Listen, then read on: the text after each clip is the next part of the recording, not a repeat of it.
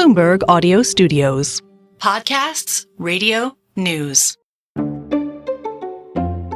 On May 29th, South Africa headed to the polls.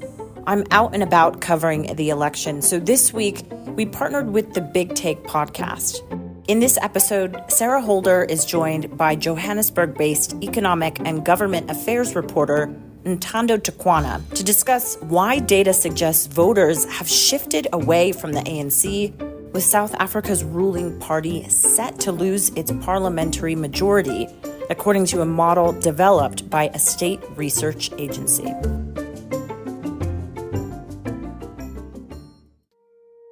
Mara Khoza lives nearly 30 miles outside of Johannesburg, in South Africa's third largest township, Katlehong. She's 38 years old and pregnant. She lives in a community of more than 400,000 people, almost all of whom are Black. Just over a quarter of them, including Mara, live in homes constructed out of corrugated iron sheets with no access to electricity.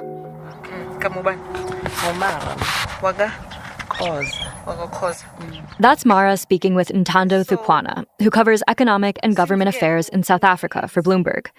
She told Ntando that for most of her life, she's been a steady supporter of the African National Congress Party, the party of Nelson Mandela, which has led her country since 1994. Mandela took power after a peaceful toppling of apartheid in South Africa when Mara was just 8 years old. 38. Mandela promised a better life under the ANC, access to healthcare, education, and employment opportunities. We pledge ourselves to liberate all our people from the continuing bondage of poverty, deprivation, suffering, gender, and other discrimination. Mara has the ANC party colors hanging in her window. Like so many South Africans, she's believed in the party for decades. It's won every election in South Africa since Mandela's initial victory. Its consistent majority has meant it could enact many of its reforms without much pushback. But that decades-long majority for the ANC could be coming to an end. Now, even voters like Mara are unsure. Ntando says there's growing disappointment with the party, especially among Black South Africans, who feel that its promises haven't fully come true. South Africa has the most industrialized economy in Africa, but for years, economic growth has been stagnant. Its official unemployment rate of 33% is among the worst in the world, and there are huge racial disparities. The unemployment rate for Black South Africans is more than 3 times higher than it is for white South Africans. Today on the show, South Africa is at a turning point. 30 years after Nelson Mandela rose to power on a platform of equality, peace, and prosperity, the party he headed is facing serious challengers. As the people head to the polls next week, they'll be casting their votes for the party they hope can best tackle the severe problems the country is facing. And the ANC looks poised to lose its outright majority, something once unthinkable for the party that saved the country from apartheid. This is The Big Take from Bloomberg News. I'm Sarah Holder. South Africa's African National Congress Party has been elected over and over again for the past 3 decades. That's thanks in large part to its association with Nelson Mandela. And Bloomberg's Ntando Tukwana says life is better for South Africans now than it was during apartheid. But that doesn't mean things have turned out exactly as the ANC promised. The ANC is the party that liberated South Africa out of white minority rule in 1994. And it's the reason why so many people believed in the party then. And when it ran its campaigns in 1994, it basically promised a better life for all. And it promised to widen access to healthcare, education, employment opportunities, and also make South Africa's economy more inclusive. And some of those promises have materialized, but not fully. Today, nearly 2/3 of the population live in poverty. And despite the ANC's efforts, South Africa's stark racial divides remain. When the party first took over, as many as 7 million South Africans were either homeless or living in informal settlements. So the ANC made housing access a key part of its platform. They enshrined adequate housing as a right in South Africa's new constitution and pledged to build about 1 million subsidized homes and electrify even more. But Mara Khoza, the woman from Katlehong, is one of many South Africans who have waited years for housing under a government-led program. And when her turn finally came, all she was allocated was a vacant plot of land. Does she feel like the government has failed her? In some ways, she does, because she has been given a plot of land where she can one day build a house for herself and her children. And to her, she would not have been able to do that for herself. And she feels appreciative and grateful that the ANC government was at least able to do that for her. And also, her community members also depend on the social welfare grants. But on the other hand, she says that they have been promised electricity, for instance, and it's not been connected yet, which basically means that they are in the dark. But housing for all isn't the only campaign promise the ANC has struggled to fulfill.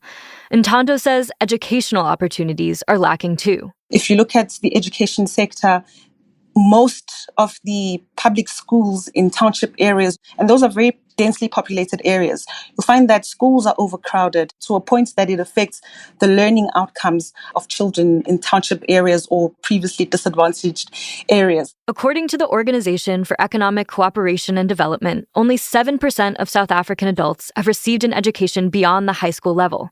And those gaps in the school system have helped contribute to a mounting unemployment crisis in South Africa. Why are these unemployment rates so high, and what does that look like for families in South Africa? The basis of the reason why South Africa is struggling with unemployment is because there isn't enough economic growth to begin with. And what that does is creates a need for social welfare. And it's not sustainable because it means that the country is actually spending more on consumption and isn't spending enough on productive areas of the economy. And that is really a huge problem. The government has also struggled to provide basic services like electricity. The state-owned electricity company, Eskom, was tasked with fixing the crisis. But its budget has been depleted, and it has faced accusations of corruption, mismanagement, and even sabotage. As a result, blackouts have been a fact of life in the country for more than a decade. Eskom has not been able to supply power. It hasn't been able to fill the demand coming from households and businesses. And if you think about it, there's a historical context that comes with it, because when the ANC did come into power, they inherited a power system that only serviced a select few. And as time went by, obviously they promised to provide housing and electrify those houses, which means that the demand had increased, but they had not invested enough to make sure that they expand their network of equipment. The combination of these challenges, housing, education, unemployment, and power, create major drags on the country's entire economy. And finding the money to fix those things is not easy. Could you just give us a sense of the country's economic temperature given all of these problems? If you look at South Africa's debt levels, they throttle South Africa's capability to spend on productive sectors of the economy. And that's the reason why it can't actually do important stuff like grow the economy and create employment, because it's spending on interest payments. And that's a hefty amount that you could be redirecting to other parts of South Africa's spending needs. So, yeah, South Africa's public finances are sitting at basically a precarious position. Ntando says this has all led many voters to become disillusioned with the ANC. A lot of these people are actually conflicted if you talk to them. They're at odds about how they feel about the ANC. It's like the ANC has put them in a very hard spot where they are now being forced to choose between the ANC and someone else. And many of them actually don't feel like voting for someone else. I mean, I spoke to someone else who basically said to him, there's no other party. But other parties have emerged to challenge the ANC's majority this year in what has become the most hotly contested election in South Africa since apartheid ended. After the break, who are these challengers? And what are they promising for the future of South Africa?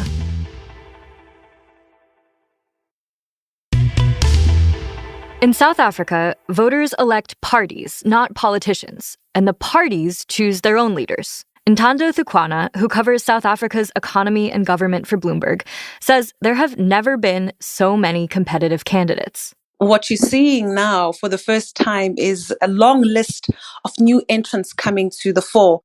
There are three main parties challenging the ANC: the Democratic Alliance, the Economic Freedom Fighters, and the Umkhonto we Sizwe Party. What are the different directions for South Africa's future that these different candidates and parties are promising? The ANC currently is promising things that it has promised before, to make the economy more inclusive, to increase employment levels in the country. And if you look at a party like the Economic Freedom Fighters, that is a left-leaning party. Its stance is really one of extremism and radicalism. The Economic Freedom Fighters are led by Julius Malema. This is a province where a lot of people don't have land and they live like sardines in the squatter camps. He's only 43 and used to lead the ANC's youth wing. He's long focused on the ANC's failure to address the country's stark racial inequality, with headline-grabbing moves like calling for wide-scale land redistribution from the white minority to the black majority. And then there's a new entrant on the block, the Umkhonto weSizwe Party, whose party leader is former president of the South African government, Jacob Zuma. Two-thirds majority, yona ezokwenza. Zuma is 82. He served as South Africa's president for years under the ANC, before being jailed on contempt of court charges amid a massive corruption probe. But Zuma managed to get out of jail early and is running under the umbrella of a new political party. He's technically disqualified from holding a position in parliament, but he remains popular with his followers, and so his candidacy could prove a spoiler for the ANC. The main opposition is a more conservative party, the Democratic Alliance. The Democratic Alliance, which is led by John Steenhuisen. Their policies are more similar to the ANC's policies, but there are certain variants. The Democratic Alliance is the country's official opposition party. It's historically been popular with white South Africans.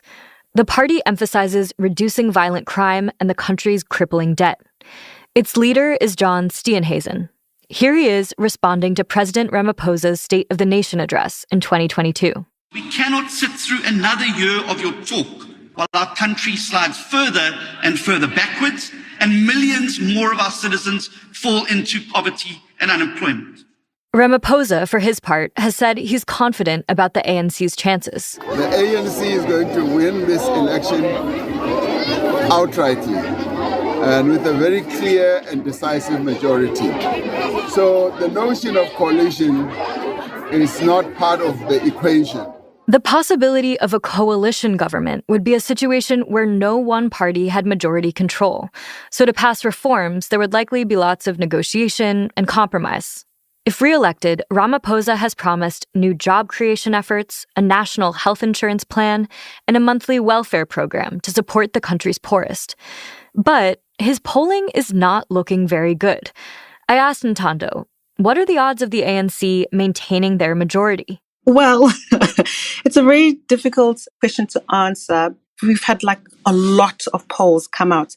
The overarching line that we've been hearing is that his party will get, less than 50%. It's very, very difficult to actually pin a figure in terms of whether, or how much he will get. But the consensus is that his party will still remain the main party and will still remain the main policy driver, and that's if there are any significant shifts, or maybe he has to tap other political parties to help the ANC form a government, that is not going to actually, translate into major shifts in governments and how governments is run and, all the policies that they have in place. It won't really have a big effect on policy. So it is a bit of a concern if the ANC doesn't manage to get enough electoral support. If it falls maybe, let's say, to 42% or 40%, which is what some polls are suggesting, then it is in real trouble. And what that could mean, says Ntando, is that South Africa might not be able to act swiftly and decisively to change its policies. What that does is that it's a problem for growing the economy and creating employment and fixing the power crisis. And it will also put a burden on public finances because now you've got divergent views about how public finances should be managed. Thanks for listening to the Big Take podcast from Bloomberg News. I'm Sarah Holder. South Africa is only one of many important elections in 2024. This year, voters all around the world will have the ability to affect markets, countries, and economies like never before. To make sense of it all, Bloomberg's created a new podcast series, Voternomics, where politics and markets collide. Each week, listen in as Stephanie Flanders, Bloomberg's head of government and economics coverage, Allegra Stratton, author of Bloomberg's The Readout newsletter, and Bloomberg opinion columnist Adrian Wooldridge help make sense of this consequential election season. Find it in the In the City and Stephanomics feeds. This episode was produced by Jessica Beck and David Fox. It was edited by Stacey Vanek Smith, Mark Daniel Davies, Jessica Loudis, and Neil Munchie. It was mixed by Veronica Rodriguez. It was fact-checked by Thomas Liu and Adriana Tapia. Naomi Shavin and Kim Gittleson are our senior producers. Our senior editor is Elizabeth Ponso. Nicole Beamsterboer is our executive producer. Sage Bauman is Bloomberg's head of podcasts. Special thanks to Stembile Sele. If you like this episode, make sure to subscribe and review The Big Take wherever you listen to podcasts. It helps people find the show. Thanks so much for listening. We'll be back next week.